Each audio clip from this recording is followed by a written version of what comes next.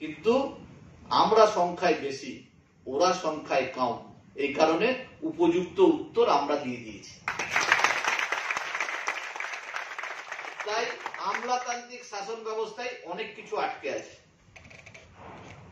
আপনারা যারা আছেন তারা এই গভর্নমেন্টের যিনি বাঁ, যিনি আমাদের প্রণম্য নেত্রী, যিনি ভারতবর্ষের এখন একমাত্র মহিলা মুখ্যমন্ত্রী, যিনি আমাদের সকলের প্রণম্য, তার আশীর্বাদ ধন্য সন্তান হচ্ছেন আপনারা। সৃষ্টি করেছেন তিনি আপনাদের। সব সময় আপনাদের প্রতি আপনার লক্ষ্য তার আছে। আপনারা মাইনের কথা বলছেন, যেদিন আপনারা জয়েন করেছিলেন সেদিন আপনাদের মাইনে 3000 সামথিং ছিল। উনি আস্তে আস্তে 9000 টাকায় নিয়ে গেছেন। আপনাদের সংখ্যাটা কিন্তু পুলিশের থেকে এখন অনেক বেশি। আপনারা 1,51,000 গোটা পশ্চিমবাংলায় আছেন। আস্তে আস্তে এই সংখ্যা থেকে 10% লোককে অলরেডি তিনি যখন যা রিক্রুটমেন্ট হচ্ছেন, এই বছর 1540 জন কনস্টেবল রিক্রুটমেন্ট হয়েছে। তার মধ্যে আমরা ওয়েলফেয়ার বোর্ড দাবি করেছিলাম যে হোমগার্ড এবং কনস্টেবল থেকে, সিভিক ভলেন্টিয়ার থেকে কনস্টেবল রিক্রুটমেন্টে 10% করে লোককে নিতে হবে, ছেলেদের নিতে হবে। এই বছর 1540 জন রিক্রুটমেন্ট হয়েছে। তার মধ্যে 10% আপনাদের থেকে গোটা বেঙ্গল এবং কলকাতা মিলিয়ে 154 জন ছেলে অলরেডি তারা চান্স পেয়েছে। তাদের কোর্ট করে চাকরি আটকে দেওয়া হয়েছে। আবার যেদিন কোর্টের অর্ডার উঠে যাবে, আপনাদের 154 জন, হোমগার্ডের 154 জন তারা চাকরিতে জয়েন করবে। সুতরাং অলরেডি আপনাদের থেকে কনস্টেবলের রিক্রুটমেন্ট শুরু হয়ে গেছে। আপনাদের একটা দাবি আছে, সেই দাবিটা এখানে উল্লেখ করেনি। আপনাদের বয়সের যে অবস্থাটা, সেটা একটা এক্সামটেড ক্যাটাগরিতে আপনাদের বয়সটাকে নিয়ে যেতে হবে, সেটা আমি চেষ্টা করছি। কনস্টেবল রিক্রুটমেন্টের ক্ষেত্রে আপনাদের বয়সটা এক্সামটেড ক্যাটাগরিতে নিয়ে যেতে হবে, সেটা আমি চেষ্টা করছি। আমি তো অথরিটি না, আমি অথরিটির কানে আপনাদের কথাটা পৌঁছে দিচ্ছি। আমি হচ্ছে মিডিয়া, ধাপ সিঁড়ি। আপনি মধ্যের সিঁড়িতে আছেন, আমি একটু উপরের সিঁড়িতে আছি। কথাটা আস্তে আস্তে যাচ্ছে, ঠিক জায়গায় পৌঁছে দেওয়ার দায়িত্ব আমার। আমি ঠিক আপনাদের কথাগুলো পৌঁছে দিচ্ছি।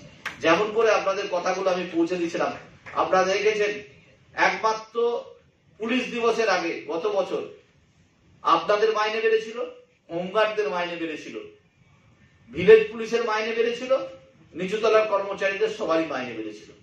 এবং সেই দাবিটা আমার প্রথম ছিল। গত বছর আপনাদের এক টাইম 1000 টাকা বৃদ্ধি হয়েছিল। শুধু মাইনে বৃদ্ধিটা ছেড়ে দিন, মাইনে তো গভর্নমেন্টের অবস্থার উপর আপনাদের বৃদ্ধি হবেই। যখন ম্যাডাম নিয়োগ করেছেন তখন ম্যাডামের দায়িত্ব, ম্যাডাম ঠিক করবেন। এছাড়া আমরা যে যে দাবি নিয়ে গেছিলাম তার সব কটা দাবি পূরণ হয়েছে। ফার্স্ট দাবি আমাদের ছিল যে এদের 2টো করে ইউনিফর্ম দিতে হবে। ম্যাডাম মেনে নিয়ে গত বছর ঘোষণা করে দিয়েছেন। সেকেন্ড দাবি ছিল এদের ছুটি ছাটা কনস্টেবলদের মতন করতে হবে, ম্যাডাম করে দিয়েছেন। তৃতীয় দাবি ছিল যে এদের 60 বছরের পর্যন্ত চাকরির নির্দিষ্ট সীমা, বয়স সীমা ঘোষণা করতে হবে, হয়ে গেছে। আপনাদের অন্যান্য কন্ট্রাকচুয়ালদের মতন 3 লক্ষ টাকা যখনই রিটায়ার করবেন, আজকের দিনে 3 লাখ টাকার দাম আছে, হয়তো আপনারা যারা ইয়াং আছেন যখন রিটায়ার করবেন গভর্নমেন্ট বাড়তে বাড়তে ওটা আরো একটা অ্যামাউন্টে গিয়ে পৌঁছাবে। সুতরাং আমাদের দাবি ছিল যে সবাই যেহেতু 3 লাখ টাকা পাচ্ছে, সিভিক ভলেন্টিয়ারের রিটায়ারমেন্ট বেনিফিট 3 লাখ টাকা করা হোক। কারণ সিভিক ভলেন্টিয়ারের রিটায়ার হতে অনেক দেরি। গভর্নমেন্ট 11 সালে 12 সালে আপনাদের নিয়োগ করেছেন, আপনাদের সবাই ইয়াং ছেলে, 60 বছর হতে অনেক দেরি। তখন এই টাকাটা একটা বিরাট অ্যামাউন্টে গিয়ে পৌঁছাবে, তার জন্য চিন্তা করে লাভ নাই। কিন্তু এই ছোট ছোট দাবিগুলো আমরা ম্যাডামের কাছে পৌঁছেছিলাম, ম্যাডাম দাবিগুলো মেনে নিয়েছে। দেখবেন আপনাদের কনস্টেবলদের মতো ছুটি ছাটা সব আগে যেরকম ছিল, আপনাদের সিসিএল পর্যন্ত চালু হয়ে গেছে। এবং শুধু তাই না, আমরা দেখেছি করোনা পিরিয়ডে অনেকে সিসিএল ভোগ করতে পারেনি। সেই জন্য গত বছর আমরা দাবি করেছিলাম হোম ডিপার্টমেন্টে যে আমাদের সিসিএলটা 31 মার্চ পর্যন্ত করা হোক। এবারও আমরা সিমিলার দাবি করেছি যে আমাদের সিসিএলটা ডিসেম্বর পর্যন্ত করা হোক। এবং এবারও সিসিএল, গত বছরের সিসিএলটা আপনারা ডিসেম্বর পর্যন্ত নিয়ে যাবেন। এটাই ওয়েলফেয়ার বোর্ডের কৃতিত্ব। ওয়েলফেয়ার বোর্ড কি? ওয়েলফেয়ার বোর্ড এই প্ল্যাটফর্ম, এই প্ল্যাটফর্মে আপনারা এসছেন, এই প্ল্যাটফর্মে আপনারা যে বক্তব্য রাখবেন, এই প্ল্যাটফর্মে যে আলোচনা হবে, সেই আলোচনাটা উপর মহলে পৌঁছে দিয়ে একটা সমস্যার সমাধান করার চেষ্টা করা হবে। আপনাদের দাবি যেটা আছে, এখন যে দাবি আপনাদেরকে যে উস্কাচ্ছে, আমি জানি যে আপনাদের দাবি বলছে যে শ্রমিকদের বেতন 300 পার ডে 342 টাকা, এখন কেন 9000 টাকা? আরে বাবা, এই দাবিটা তো তুই তখন গভর্নমেন্টে ছিলি, তুই তখন কেন করিসনি? যখন 2300 টাকা রিক্রুটমেন্ট হয়েছিল, সবচেয়ে আগে 2 লক্ষ টাকা করে মেদিনীপুরে তুই তো কনস্টেবলদের সিভিক ভলেন্টিয়ার করেছিলি, শুধু চাকরি দেওয়ার সময় টাকা নিয়ে করেছিলি। আজকে যে দাবিটা করছিস সেই দাবিটা সেদিন কেন করেছিলি যে দিদি আমি এত কটা দপ্তর নিয়ে বসে আছি, হোমগার্ডদের মাইনেটা অন্তত 342 টাকা দিয়ে করুন, চালু করুন। সেদিন তো মেদিনীপুর জুড়ে কারো কাছে 1.5 লাখ, কারো কাছে 2 লাখ, কারো কাছে 3 লাখ করে নিয়ে তুই সিভিক ভলেন্টিয়ারে চাকরি দিয়েছিলি। আজকে সুশ্রী দেওয়ার জন্য এই সব দাবিগুলো উঠছে। ম্যাডামের নজরে আপনারা আছেন এবং আপনাদের 342টা আপনাদের উপযুক্ত মাইনে করার জন্য ম্যাডাম অলরেডি পে কাঠামো তৈরি করেছে, তার একটা নির্দিষ্ট তার মধ্যেও ব্যাপার আছে। ব্যাপার হচ্ছে আপনাদেরকে ডিসিপ্লিন হতে হবে। আমরা বাহিনীর অংশ, আপনারা প্রত্যেকে একটা শৃঙ্খলা রক্ষা বাহিনীর অংশ, প্রত্যেককে নিয়ম শৃঙ্খলা মেনটেন করে কাজ করতে হবে। আজকে আমি চাইলে, আমাকে ম্যাডাম কোঅর্ডিনেটর করে দিয়েছে, আমি চাইলে বলতে পারি না চলো আমার সাথে বেঙ্গল পুলিশ করবো। আমি তো বেঙ্গল পুলিশেরও কনভেনার, তো টোটাল 1,51,000 সিভিক ভলেন্টিয়ার আছে, ভিলেজ পুলিশ আছে 3,300 জন, আরো জুনিয়র কনস্টেবল আছে 5,500 জন। ও বেঙ্গল পুলিশে এখন পুলিশ কনস্টেবলের সংখ্যা প্রায় 90,000 মহিলা পুলিশ নিয়ে, ক্যালকাটা পুলিশে 28,000, ক্যালকাটা পুলিশের সিভিক ভলেন্টিয়ার আছে। তাহলে কত লোক হলো? 2-2.5 লক্ষ লোক হলো। আমি ডেকে দিতে পারি না যে ধর্মতলা চলো ম্যাডামের কাছে দাবি দেওয়া আদায় হবে। আমাদের এই প্ল্যাটফর্মে থেকে আমরা পুলিশ লাইনে সভা করে সেই একে একে দাবিগুলো আমরা পুলিশ লাইনের সভা করব, সম্মেলন করব, নিজেদের মধ্যে আলাপ আলোচনা করব। তার থেকে যেটা উঠে আসবে সেইটা আমরা ডেপুটেশন আকারে ম্যাডামের কাছে দেবো। ম্যাডাম এবং হোম দপ্তর যেটা ভালো বুঝবেন সেটা তিনি করবেন এবং আমার মনে হয় আমার চেয়েও ভালো তিনি চান। দ্বিতীয় যেটা ছিল আপনাদের ভোটার আইডেন্টি কার্ড, আপনাদের সার্ভিসের আইডেন্টি কার্ড।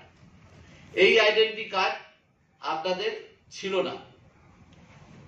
আমি যখন গত বছর ঝাড়গ্রামে সমাবেশে গেছিলাম, ওই আগস্ট মাসে আমাদের পুলিশ দিবস হয়েছিল, তারপরে বোধহয় সেপ্টেম্বর কি সেপ্টেম্বর মাসে বোধহয় আমি ঝাড়গ্রামে সমাবেশে গেছিলাম, অক্টোবর মাসে। তো আমাকে সবাই মিলে, সিভিক ভলেন্টিয়ারের সংখ্যা ওখানে প্রচুর বেশি ছিল, তো সবাই মিলে আমাকে এসে ধরলো, গাড়িতে দাঁড়িয়ে গাড়িতে উঠছি, তখন আমাকে ধরলো, ধরে বললো স্যার আমরা যখন ডিউটি করে ফিরি তখন আমাদের কোনো পরিচয় দেয়। আমাদেরকে অনেক সময় আমরা রাত্রিবেলায় ডিউটি করে সাইকেল চালিয়ে বাড়ি যাই, তখন আমাকে গ্রামের মধ্যে যারা চৌকিদারি করে তারা ধরে রেখে দেয়। তো যতক্ষণ মধ্যে থানার লোক না আসে ততক্ষণ পর্যন্ত আমাদের ছাড়ে না। এর একটা ভিত করুন, পরে দাবি দেওয়া যা হবে হবে। তো আমি সেই দিন এসে প্রথম মাননীয় মুখ্যমন্ত্রীর কাছে এই দাবিটা করেছিলাম যে এদের যখন করেছেন এদের একটা পরিচয় পত্র দিন। এবং তারপরে গত বছর নভেম্বর মাসে এই সংক্রান্ত যেটা অর্ডার, সেটা গভর্নমেন্ট অর্ডার ক্যালকাটা পুলিশ এবং বেঙ্গল পুলিশে হয়ে গেছে। ক্যালকাটা পুলিশে কিছু না কচু অফিসার আছে, তাদের কাজ হচ্ছে কেবল কি করে নিচুতলার কর্মচারীদের অসুবিধায় ফেলে রাখা যায়। সেই কারণে সেই ফাইলটাকে চেপে রেখেছিল, সেই ফাইলটা চাপা ছিল এবং দীর্ঘদিন ধরে সেই কাগজ খুঁজে পাওয়া যাচ্ছিল না।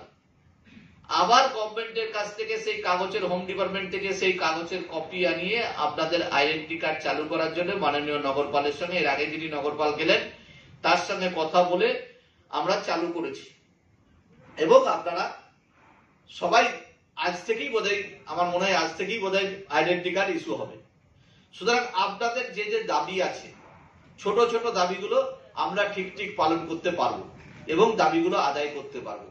দ্বিতীয় যে দাবি আপনাদের আছে সেটা হচ্ছে, আপনাদের দাবির আগে আমার দাবি ছিল যে আমাদের যারা অফিসার আছেন তাদের প্রত্যেকের কাছে বাস পাস আছে, তাদের প্রত্যেকের মোটরসাইকেল আছে, গাড়ি আছে, তাদের বাস পাসের দরকার নেই।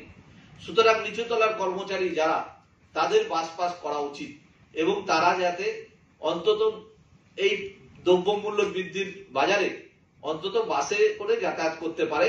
অনেক সময় সিভিক ভলেন্টিয়াররা বাসে উঠলে তারা পুলিশ পরিচয় দিলে বাসের কন্ট্রাক্টরদের সঙ্গে ঝামেলা হচ্ছে, সেটাকেও আটকানো যাবে। সুতরাং আমরা একসঙ্গে যদি আমরা 15,000 পাঠাতাম, গভর্নমেন্টের যারা ফিনান্সে বসে থাকে তাদের একদম মাথা ব্যথা হয়ে যেত, মনে হচ্ছে যে ওর ঘর থেকে টাকা দিচ্ছে। এরকম ফিনান্সে যে অফিসার আছে তাদের এরকম অবস্থা। সুতরাং আমরা প্রথমে হোমগার্ডেরটা পাঠিয়েছি, হোমগার্ডেরটা স্যাংশন এসে গেছে, হোমগার্ডদের বাস পাস চালু হয়ে যাচ্ছে। এরপর আমরা পাঠাচ্ছি সিভিক ভলেন্টিয়ার, অলরেডি চলে গেছে আমাদের লালবাজারে চলে গেছে, এখান থেকে আপনাদের অফিস থেকে সিভিক ভলেন্টিয়ার, কন্ট্রাকচুয়াল যারা আছে, ড্রাইভার আর আরসি, এদের আমরা পাঠাচ্ছি। এবং অতি শীঘ্রই এখান থেকে বেরিয়ে গেলে ট্রান্সপোর্ট ডিপার্টমেন্টে আমরা সুপারিশ করে আপনাদের বাস পাস চালু করার জন্য যথাসাধ্য চেষ্টা করব, এবং মনে হয় অতি শীঘ্রই আপনাদের বাস পাস চালু হবে।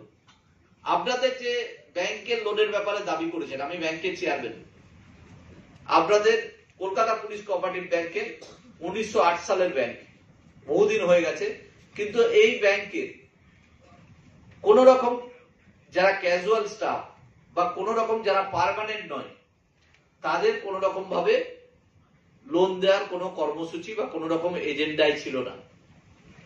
এবং যে কনস্টিটিউশন যে রুল বুক, যেটা সেই রুল বুকে যে ব্যাংক চলে, তো একটা রুল বুক অনুযায়ী কোঅপারেটিভ ব্যাংক, সেই রুল বুকেও ছিল না। তখন আমি নিজে এখান থেকে বোর্ড অফ রেজুলিউশন করে কোঅপারেটিভ এআরসিএস কে দিয়ে রিকমেন্ডেশন করিয়ে কোঅপারেটিভ দপ্তরে গিয়ে নিজে গিয়ে পারমিশন করিয়ে নিয়ে এসেছি। আপনাদের দাবি হচ্ছে আপনারা এখন ব্যাংকের লোনটা পাচ্ছেন, আপনাদের দাবি হচ্ছে যে আপনাদের লোনটা 1.5 লক্ষ টাকা করা হোক।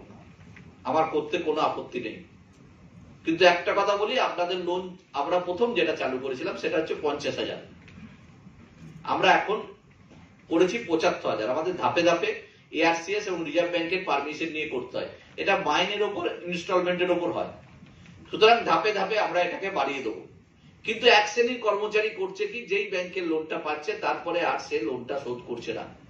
আপনাদের মধ্যে থেকে এনপি এর পার্সেন্টেজ বাড়ছে, আগামী দিনে যদি এটা বেশি বাড়ে অটোমেটিক্যালি রিজার্ভ ব্যাংক এই লোন দেওয়াটা বন্ধ করে দেবে। সেই জন্য যারা লোন নিচ্ছে তাদেরকে বলুন যে অন্তত লোনটা পরিশোধ ঠিক টাইমে তোরা করে দে।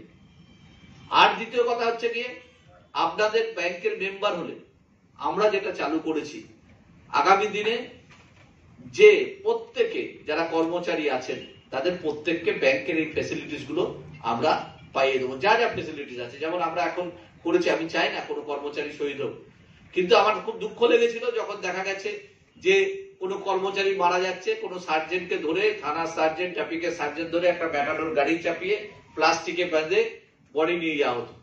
আমার দেখে খুব কষ্ট লেগেছিল। আমাদের যারা আমলা আছে তাদের গাড়ি দেখবেন, আর যে মডেলের গাড়ি বাজারে প্রথম নামে সেই মডেল এসি গাড়িতে তারা ছেড়ে ঘুরে বেড়ায়, কিন্তু আমাদের যে যারা শহীদ হচ্ছে তাদের বডিটা কোথায় যাবে সে চিন্তা কিন্তু তাদের ছিল না। আমরা ব্যাংক থেকে 15 লক্ষ টাকা দিয়ে একটা এসি সববাই গাড়ি কিনেছি, যাতে আগামী দিনে, অলরেডি 1 জানুয়ারি থেকে চালু হয়ে গেছে, যাতে আমাদের পরিবারের শহীদরা তাদেরকে বডিটা ঠিক মতন ভাবে সম্মান সহকারে তার বাড়িতে পৌঁছে দেওয়া যায়, তার জন্য করেছি। এবং আরো পাশাপাশি দেখেছিলাম, আগে আমাদের পুলিশ কর্মচারীদের অ্যামিনিটিস ফান্ডের টাকা তোলা হতো, তার থেকে 5,000 টাকা করে লালবাজার থেকে যেদিন ডেথ অফ ডেথ, মানে যেদিন মারা যায় সেই দিন শ্মশান খরচ হিসাবে দেওয়া হতো। ওটা যে কোথায় যাচ্ছে আমরা জানি না। আজ বিগত 5 বছর ধরে অ্যামিনিটিস ফান্ডের টাকা কাটা হচ্ছে, কিন্তু তার কোনো সদ্ব্যবহার নেই, সে 5,000 টাকা দেওয়া বন্ধ হয়ে গেছে। আমরা যেটা ব্যাংক থেকে চালু করেছি, আমরা দেখেছি গ্রামে গঞ্জে থেকে যারা আসে তারা অসুস্থতার খবর শুনে কলকাতায় আসে, এবং দেখা যায় যখন তার আত্মীয় স্বজন মারা গেছে তাদের হাতে চারানা পয়সাও থাকে না, তখন সবাইকে চাঁদা তুলিয়ে সেই টাকাটা শ্মশান খরচের টাকা দিতে হয়। আমরা ব্যাংক থেকে 20,000 টাকা, যারা ব্যাংকের মেম্বার তারা যদি শহীদ হন তাদের সঙ্গে সঙ্গে 20,000 টাকা দেওয়ার ব্যবস্থা রেখেছি। এবং যারা ব্যাংকের মেম্বার নয়, আমাদের জানেন বডিগার্ডে যে পুজোটা হয় সেই পুজোটা ছোট্ট হতো, ম্যাডামের অনুপ্রেরণায় আমরা পুজোটাকে একটা বড় জায়গায় নিয়ে গিয়ে ফেলেছি, এবং অলরেডি